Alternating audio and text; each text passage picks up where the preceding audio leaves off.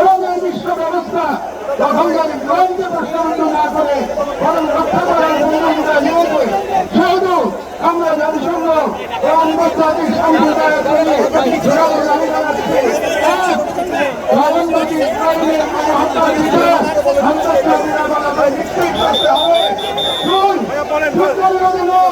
গণহত্যা বন্ধ কার্যকর ও সম্মিলিত পদক্ষেপ গ্রহণ করতে হবে।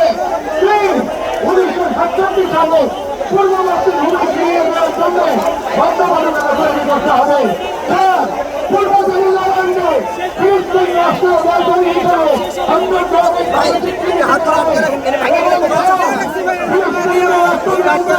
নিরাপত্তা এবং রাষ্ট্রীয় সার্বভৌমত্ব উন্মুক্ত করতে হবে। এই মুহূর্তে বিশ্ব ব্যবস্থা যে মায়ের মুখোশ করে আছে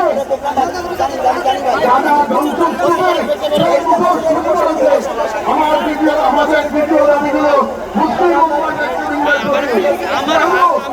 বিশ্বাস করি কেবল একটি ভূখণ্ড নয়, এটি মুসলিম আত্মপরিচয়ের অংশ এবং এখন যেমন একটি শহর নয়, এটি আমাদের সম্মিলিত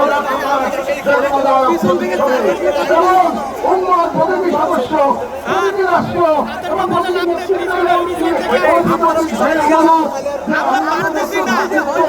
দায়িত্বের সূত্রে আবদ্ধ এবং ইসরায়েল একটি অবৈধ দখলদার গণহত্যাকারী রাষ্ট্র যা মুসলিমদের প্রথম কিবলা ও একটা পুরো জনগোষ্ঠীর অস্তিত্ব নিশ্চিন্ন করতে সর্বশক্তি নিয়োগ করেছে এবং ভারতের হিন্দুত্ববাদ আজ এই অঞ্চলে যায় মুসলমানদের বিরুদ্ধে